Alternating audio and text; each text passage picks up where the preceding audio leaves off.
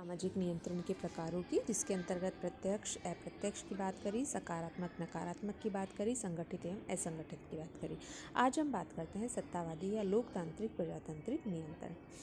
तो लेपियर ने सामाजिक नियंत्रण को दो भागों में बांटा था, सामाजिक नियंत्रण सत्तावादी एवं लोकतांत्रिक।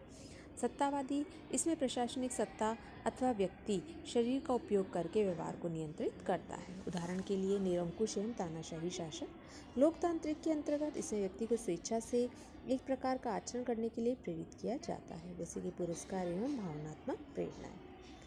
औपचारिक एवं अनौपचारिक सामाजिक नियंत्रण के अंतर्गत आएंगे। औपचारिक के अंतर्गत जो लिखित है, निश्चित कानून एवं नियमों के द्वारा बंधा हो। इस प्रकार के नियंत्रण का संबंध राज्य से होता है, जिसमें नियमों का उल्लंघन करने की स्थिति में दंड की भी व्यवस्था होती है। कानून, न्यायालय, पुलिस व जेल आदि इसके कारण। अनौपचारिक नियंत्रण के अंतर्गत आते हैं, इसमें सरल ग्रामीण समाजों में प्रथाओं, परंपराओं, विश्वासों का नियंत्रण होता है। ये नियंत्रण मौखिक तथा अलिखित रूप से होता है। इस प्रकार के नियंत्रण का संबंध राज्य से न होकर समाज से होता है। नियमों का उल्लंघन करने पर दंड परिस्थितियों के द्वारा किया जाता है। इसके अंतर्गत आते हैं प्रथाएं एवं परंपराएं। तो औपचारिक एवं अनौपचारिक नियंत्रण के पश्चात हम बात करते हैं औपचारिक नियंत्रण के अर्थ के बारे में। औपचारिक नियंत्रण से तात्पर्य नियंत्रण की ऐसी व्यवस्था से है जिसकी स्थापना राज्य एवं औपचारिक संगठनों के द्वारा हो। इसमें सुपरिभाषित नियमों के द्वारा व्यक्ति तथा समूह के व्यवहारों पर नियंत्रण रखा जाता है।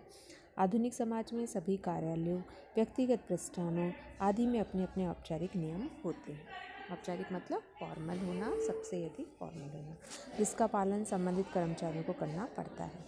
नियमों की पालना न करने की स्थिति में दंड का भी प्रावधान होता है। औपचारिक नियंत्रण में व्यक्ति की अपेक्षा उसके पद का अधिक महत्व होता है। उच्च पद पर आसीन व्यक्ति के आदेश का पालन सभी महाजनों को करना पड़ता है। दूसरा है जब राज्य तथा कोई प्रशासनिक व्यवस्था व्यक्ति को कुछ सुपरिभाषित नियमों के अनुसार व्यवहार करने को बाध्य करती है, तब शक्ति के द्वारा इस व्यवस्था को बनाए रखती है। तो इस प्रकार के स्थापित करने के नियंत्रण को हम औपचारिक नियंत्रण कहते हैं। दूसरा है इसकी विशेषताएं।